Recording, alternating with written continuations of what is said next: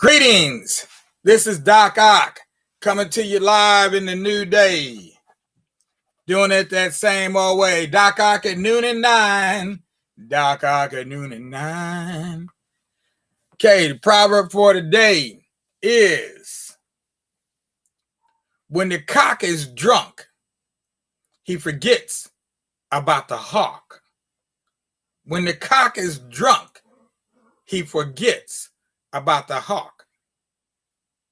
That's an Ashanti proverb, West Africa, Ghana area, Cote d'Ivoire, all up around in there. Poem for today by the name of Governments Play War Games. And this one is by Chochezi. Chochezi. Here we go. Okay. Let's see. Let's write her name in the book. Got to keep up with the journal. Da da da da da da. Governments play war games. Let's see where'd that go.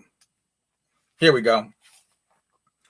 Governments play war games. Male-dominated governments play war games. White civilians suffer.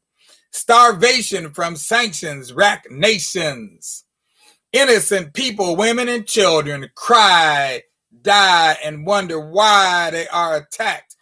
Bombings, fire, gunfire, terror, and death reign when government war games are played. Governments represent people, and Ollie North represented America. We joked about it. Remember? Probably not. And he and Reagan proved that forgetfulness is a valid excuse for use in the courts. Tax dollars fund bombings in Iran, Kuwait, Panama, and Vieques. But why should they hate us? As they live in poverty with death and disease, poor water and electricity, why hate America and all its greed? Why? Innocent women breed governments, police, SWAT teams, fighter pilots, armies, navies, soldiers who then search and destroy, loot, and kill in the name of national security. While we play at Disney World, watch soap operas, sing and dance, spectate our sports, and immerse ourselves in entertainment.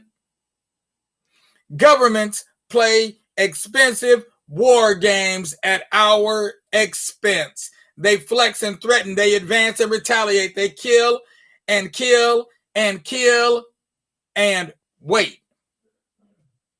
Governments are not mysterious entities, void of names and faces, without mothers and fathers, from different backgrounds and races. Governments are made up of people, and they represent us. Remember, we must. And there you go. V.S. Chochezi, Governments Play War Games, poem for the day. As we move on to something really strong, a piece over here by Leslie, what was the name? Leslie Alexander Lacey. Can't tell if that's a man or a woman, but good piece nevertheless. Let's see, now where did we leave off? Yeah, nope, wait a minute, not there. All right, here we go. The piece is, took the bookmark out before I should have. African Responses to Malcolm X, Part 2. Let's see what we got here.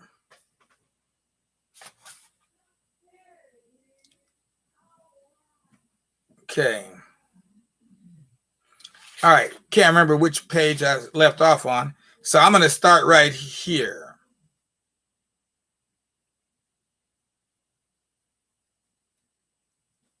Oh, no, I read that part already. Okay.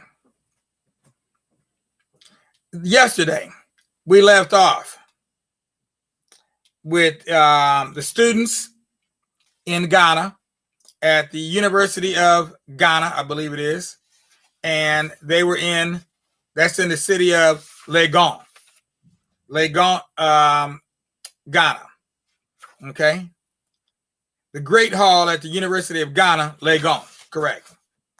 Okay. So that's where they were. And they were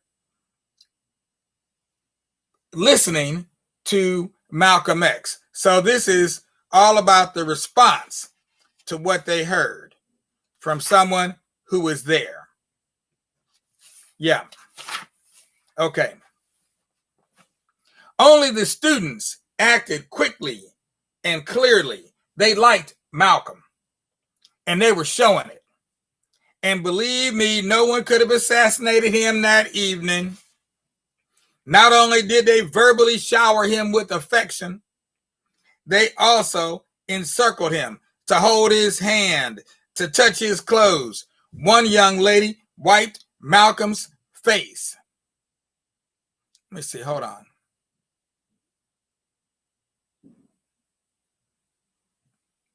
Let me back up a little bit. I'm going to go back up just here, a little bit further up here to the top. Right. I believe I ended where by intellectually harassing party or government officials who visited and spoke at the university. So they were talking about the students.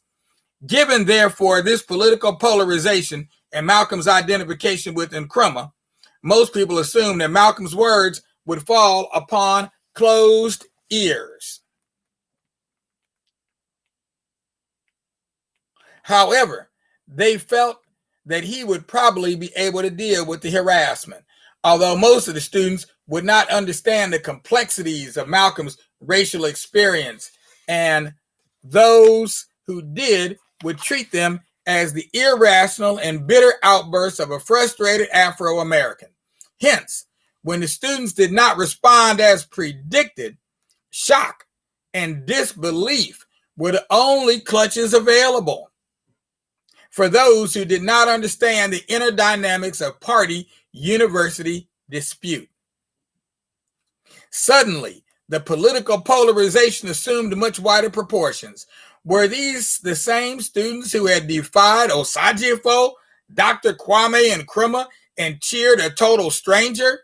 Didn't Malcolm X and their own president believe in roughly the same kind of world, extol the same political virtues, and share the same spirit of exploration? I don't believe that anyone there that night wanted these questions answered, or perhaps no one had any answers. Or those who did venture to answer were probably confused by their own findings, or at the very least, afraid of what their answers might imply. Only the students acted quickly and clearly. They liked Malcolm, and they were showing it. And believe me, no one could have assassinated him that evening. Not only did they verbally shower him with affection, they also encircled him to hold his hand, to touch his clothes, the hem of his garment. One young lady wiped Malcolm's face free of sweat and said to him, "Go, brother Malcolm, and rest. You are safe. You are home." Aside from the students, another interesting group which came out to hear Malcolm was the Afro-American community. As I watched their faces and listened to their comments, it was quite obvious that most did not see or care about the students' reactions. Malcolm had cast a spell over them, which expressed itself in the usual non-political idiom. Malcolm blew. He sure was boss. He cooked, and so on. Not that there was anything wrong with these expressions. In fact, their very use implies a certain kind of understanding and a certain level of commitment and identification. But Malcolm's words had delivered and saved them because he told it like it was. Malcolm had not made them think, but rather had mesmerized their world of confusion and put them in a state of tranquility. And this was unfortunate because they considered themselves revolutionaries. They were indeed a strange breed of political expatriates, unable or unwilling to deal with racist and imperialist America from within. These Black Americans had come to Ghana to help other Black people achieve their revolution. After discovering that they could not lead the revolution and becoming critical of those Ghanaians and left-wing Europeans who did lead, they settled down into a state of psychic self-righteousness and became either overly solicitous or hopelessly mystified. When they reached that point, the rest was easy, for now they could walk and talk in the corridors of Black power. From there, it meant that each Afro-American coming to Ghana had to prove under their inspection and by the rules of their refugee mentalities that he was not a CIA agent. Further, it meant that they would believe as dogma every executive decree President Nkrumah issued, even though they held in contempt the corrupt administrators who carried them out. In short, their personality, that tool for social adjustment, was not well integrated to function smoothly, and the unnecessary emotional friction generated resulted in unhappiness, unpopularity, and spiritual emptiness. Their response to Malcolm, therefore, was natural enough. They were not really interested in the details of his speech or its ultimate effects. They had probably heard a version of it before or thought they had, and besides, they believed in it already. What they needed from Malcolm's speech was something no revolutionary should need or want. They wanted and needed a kind of psychological underpinning to support the understandable inadequacies in their own lives, and at the same time, provide them with a new sense of cultural euphoria, which would make life with malaria, inefficiency, and corruption that much more bearable. So, given these political eyes, the students were still reactionaries. In spite of the way in which they had responded to Malcolm, their reasoning went something like this: all Black people will respond favorably to Malcolm, regardless of what they believe. Beyond this, they were not overly concerned with student government disputes. Malcolm X was their real political leader, and they'd come to Ghana not because they loved Mother Africa, but rather because they hated Father America. And when Malcolm X and others had achieved the revolution, they would quickly return to claim their position of leadership in the new Black society. Perhaps Malcolm X understood the socio-psychic needs of the Black Americans and what his presence symbolized to them. He especially understood the needs of the women in the Afro-American community. They literally took Malcolm away from the students. They wanted their man all to themselves. It seemed as though they even resented these reactionary students talking to him. Malcolm, with his tremendous compassion and understanding, tried to create a climate in which both sides could express grievances and share feelings. But before long, his American sisters had led him off the podium, out of the Great Hall and into the garden, down the steps and into the car. And we'll pick that up. We'll pick that up again on the new day. We should be able to finish that one off. I think we got one more day's reading there. No, maybe. Oh, no. A little bit longer than that. It's going to be two more days. So what's today? Today is Thursday, right? Well, we'll do our best to see if we can finish it off on Friday.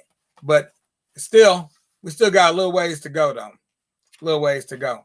But again, the main idea here is not whether or not we read the whole thing or don't read the whole thing. The main idea here was to give you some insight into how Africans from both sides of the water responded to Malcolm X in Africa, because that's the first time I've ever read any kind of, what's the word for it? Account, actual eyewitness account of what happened with Malcolm when he was in Africa. It's the very first time I read anything like that. Not that I hadn't read this piece before. Apparently, I've read most, if not all of it. But because it was so interesting, once I got into it, I just couldn't help myself. I had to read the whole thing. So tomorrow and tomorrow and tomorrow. For now, this is Doc Ock signing off with a blast from the past that I'm hoping will last until the repast. Think about that one for a little while. And go on with your day. Keep a great big smile. We'll be back in a little while at 9 o'clock, because this is Doc Ock at noon. And what? 9. Doc Ock at noon and 9, signing off. Peace out.